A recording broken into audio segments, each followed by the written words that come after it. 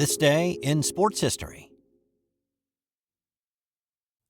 It's September 12th, and on this day throughout history, we had a meltdown, a showdown, a guy who was thankful to have canceled his fishing trip to go back to work, first and only time in history for sure, and a triumphant return to the racetrack.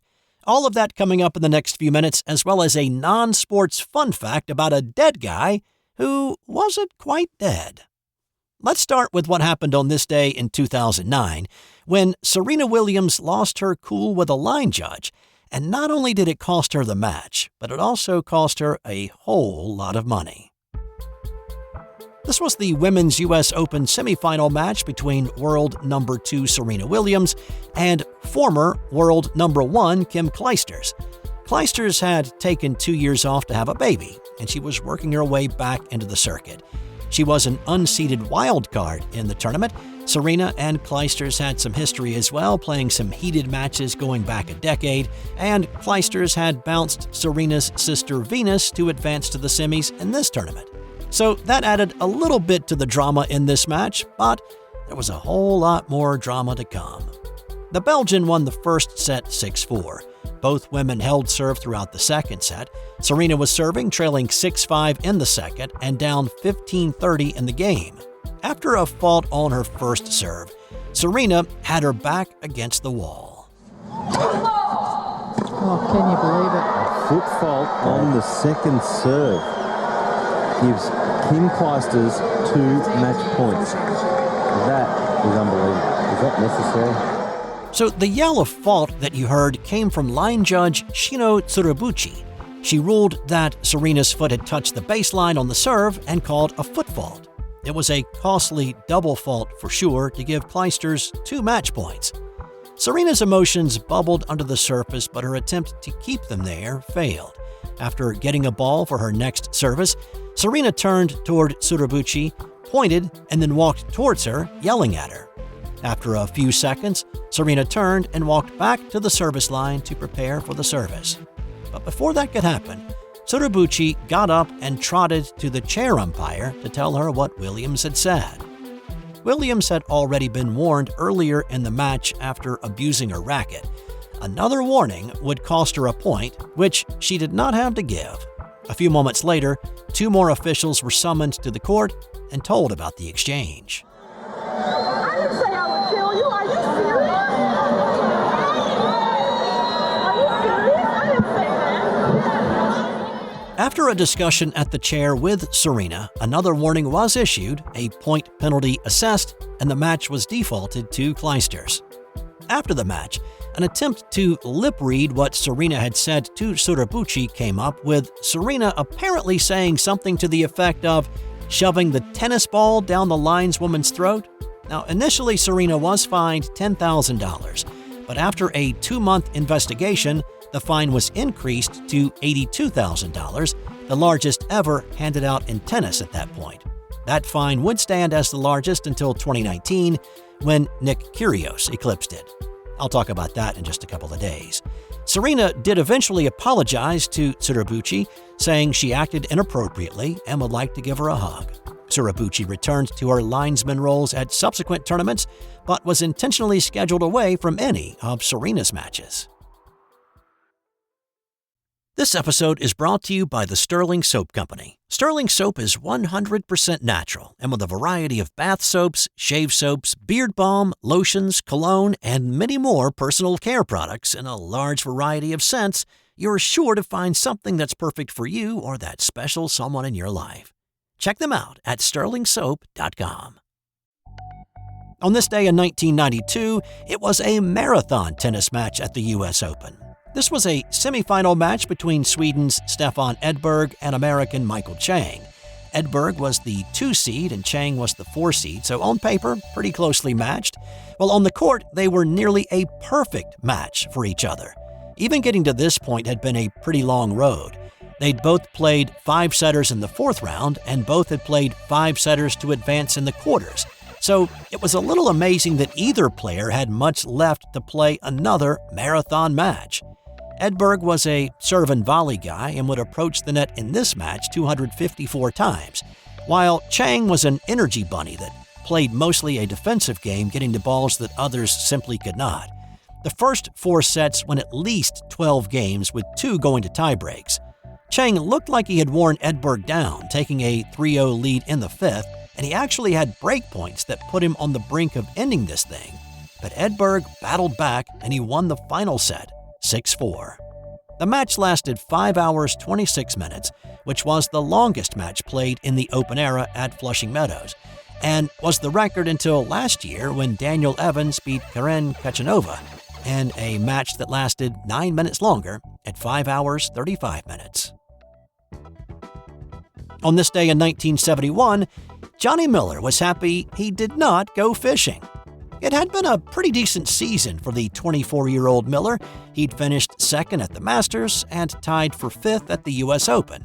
He was one of the up-and-comers on the PGA Tour, still looking for his first win. Now, here at the tail end of the 71 season, though, Miller wanted a little R&R. He needed a break from the week-to-week grind, so he planned a fly fishing trip to Montana. John Montgomery knew that adding Johnny Miller to the participant list would help sell a few more tickets to the Southern Open Invitational in Columbus, Georgia. Montgomery called up Miller about making the trip to West Georgia to play. Miller politely declined, echoing that he really needed to step away for a week or more. He'd been on a pretty consistent grind since early July, and outside of a top 10 in the American Golf Classic in early August, he hadn't had much success. But Montgomery was persistent, calling occasionally just to check in with him, and I'm not sure if he promised any appearance money. That would be a little bit odd for a small tournament for a guy who had yet to cash a winner's check, but whether it was persistence alone or maybe a little added incentive, Miller finally relented. After firing an opening round 65, he followed that up with a 67 on Friday, a 68 on Saturday, and then he carded a 3-under par 67 on this day to finish the tournament at 13 under par and win his first of his 25 PGA Tour victories. On this day in 1976, it was the surprise return to the racetrack for Niki Lauda. Now, if you remember back to the August 1st edition of this dish, Lauda was nearly killed in a fiery crash at the Nürburgring in Germany. He was actually given last rites by a priest at the hospital. He had suffered horrific burns in the 55 seconds it took to extract him from the car. He lost his eyelids, most of his right ear, and his scalp was burned horribly. This is just 33 days after that wreck, and he missed only 2 races in the interim. Interestingly, Lauda still led the championship points race. It had been cut to just a 2-point lead at this point, but Lauda was still on top. The series was racing at Monza for the Italian Grand Prix. Lauda pushed his car in qualifying and started the race 5th on the grid. The man who was sitting 2nd in the overall standings, James Hunt, was penalized for what officials called fuel irregularities, and he had to start in the back. Lauda stayed out of trouble throughout and, amazingly, not only finished the race, but he finished 4th. Hunt spun out on lap 12 and never returned, allowing Lauda to extend his points lead heading into the final 3 races of the season. On this day in 1995, the Harlem Globetrotters lost. Now, the Globetrotters have a long history that stretches back to the 1920s. In the early years, the Trotters were a barnstorming basketball team driving around the Northeast, the Midwest, or wherever they could find a game and a paying crowd. The show that you might see during a Globetrotters performance grew out of the showmanship they displayed a few years into their history, but the Trotters were legit professional basketball players. As they continued to grow in popularity, they found more ways to entertain the crowd, and the Washington Generals were put together as the straight man to the comedic Globetrotters. The Generals started in 1952, and the Trotters proceeded to beat them just about every time out on the court. But in January 1971 in Martin, Tennessee, the Generals actually beat the Trotters on a inadvertent last-second shot, causing little children in the arena to cry. That broke a streak of 2,495 wins. But the team that beat the Harlem Globetrotters on this night was not the Washington Generals. The Trotters went on another run of winning games, and in 1995 they were playing an 11-game series in Vienna, Austria, against a team of former NBA and college players, led by Kareem Abdul-Jabbar. Kareem was 48 at this point, and he'd been out of the NBA for a few years. On the team with him were former Boston Celtics stars Cedric "Cornbread" Maxwell, Nate Archibald, JoJo White, along with former San Antonio Spur Artis Gilmore. Kareem had actually been recruited to play with the Globetrotters out of UCLA. He was offered a $1 million contract in 1969, but he refused instead to go play in Milwaukee. This was the third game of that 11-game series in Austria, and if you've seen the Globetrotters play, then you know most of the game is scripted, but the games in this series were not. Kareem looked like a young NBA veteran rather than a grandpa, scoring 34 points. And when the final horn sounded, the scoreboard read Kareem's All-Stars 91, Globetrotters 85, ending the winning streak at 8,829 games. The next night out, the Trotters got back to their winning ways. And time now for today's That's Got Nothing to Do with Sports fun fact. In 1986, an Ohio man was down on his luck and deep in debt. He disappeared, leaving behind a wife and kids. After 8 years, the man's wife filed to have him declared legally dead, which was granted. Nearly 20 years later, the man returned to Ohio and, needing his driver's license and social security number to be reactivated, he petitioned the court to overturn his being dead.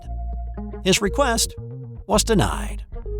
Seems there is a statute of limitations on reversing a "you're dead" declaration.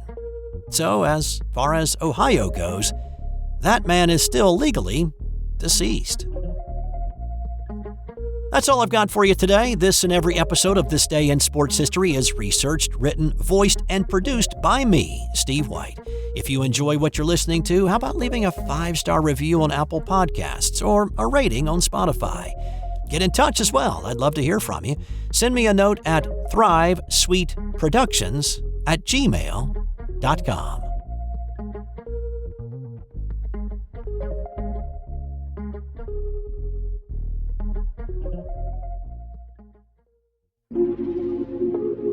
This has been an original Thrive Sweet production.